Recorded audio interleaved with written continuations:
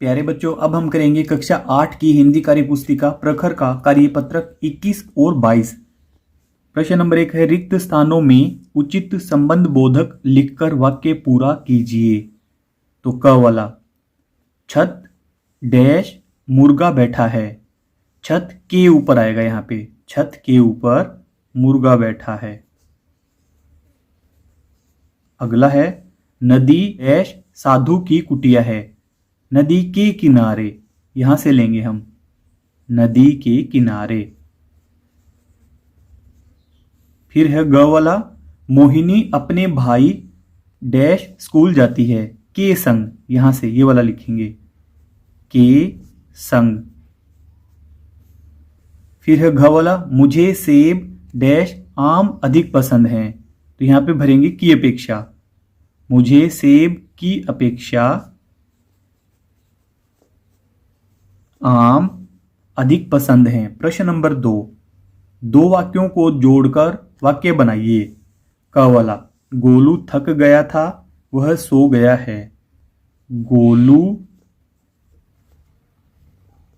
थक गया था, थक गया था इसलिए वह सो गया। सो गया है। फिर है ख वाला, यह हिंदी की पुस्तक है मुझे यह पसंद है। यह हिंदी की पुस्तक है, यह हिंदी की पुस्तक है जो मुझे पसंद है। जो मुझे पसंद है। फिर है तीसरा, वह बहुत तेज चली वह घर जल्दी पहुंची। वह बहुत तेज चली, बहुत तेज चली इसलिए घर जल्दी पहुंची। थोड़ा छोटा छोटा लिखें, नहीं तो आ नहीं पाएगा ये। जल्दी पहुंची। फिर है अगला, आज बहुत बारिश हो रही है ओले भी गिर रहे हैं। आज बहुत बारिश हो रही है, हो रही है।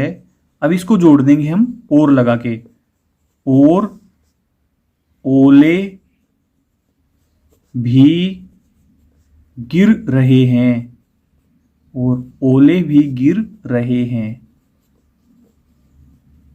फिर है प्रश्न नंबर 3, दिए गए खाली स्थानों में उचित अवयव शब्द लिखकर वाक्य पूरा कीजिए। फर्स्ट वाला है, श्रुति डैश नेहा पढ़ रही थी। श्रुति और नेहा, श्रुति और नेहा। फिर है ख वाला, परिश्रम से पढ़ाई करो परीक्षा में सफल हो सको, ताकि परीक्षा में सफल हो सको। फिर है ग, राम तो आया शाम नहीं आया। राम तो आया परंतु शाम नहीं आया।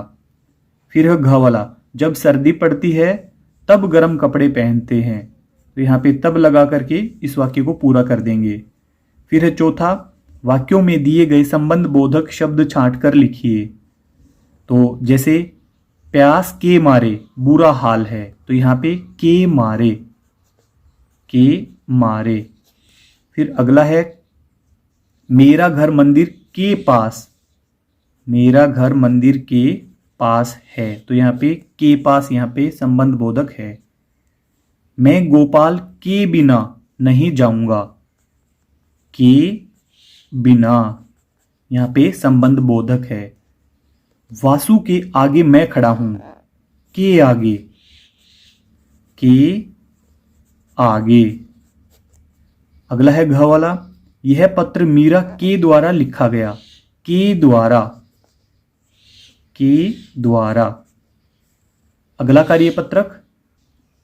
कार्यपत्रक नंबर 22 में है, लेखन की विभिन्न विधाओं का प्रयोग कर पाना, वह हंस दिया।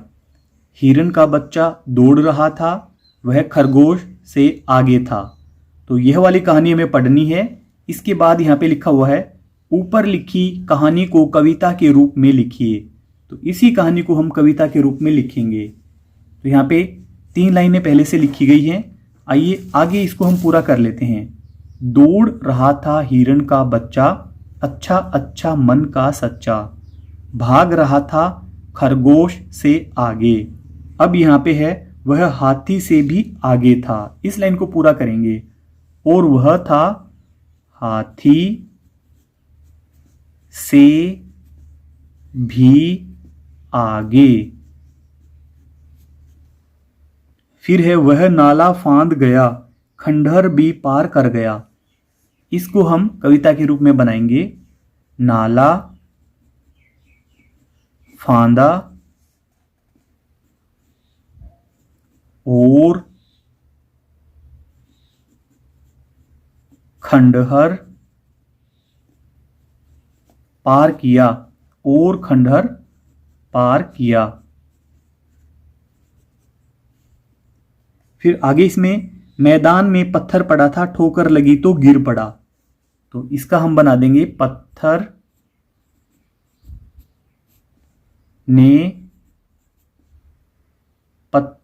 ने ठोकर मारी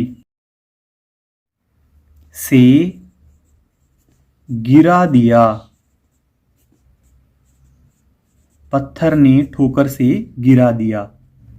फिर आगे था पैर में चोट लगने से रोने लगा। ये लिखा हुआ पैर में चोट लगने से रोने लगा। बंदर ने पैर सहलाया।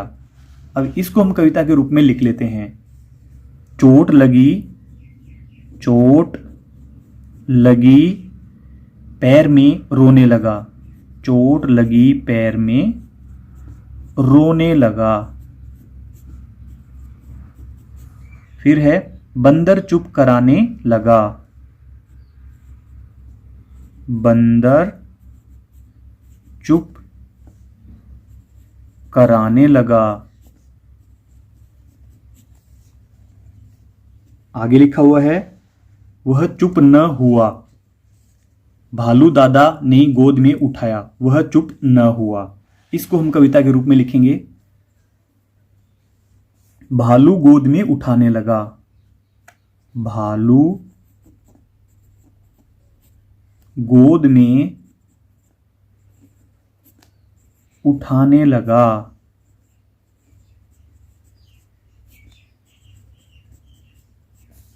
उठाने लगा, फिर भी बच्चा रोने लगा। फिर भी बच्चा रोने लगा। फिर भी चुप हो नहीं रहा था वो।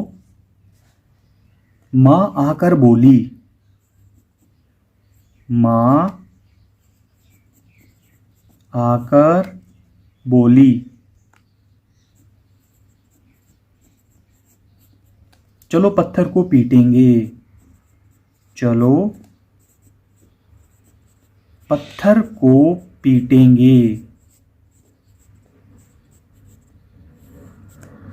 वह बच्चा बोला। बच्चा बोला। बच्चा बोला वह भी रोएगा। वह भी रोएगा। ऐसा नहीं करेंगे। ऐसा नहीं करेंगे।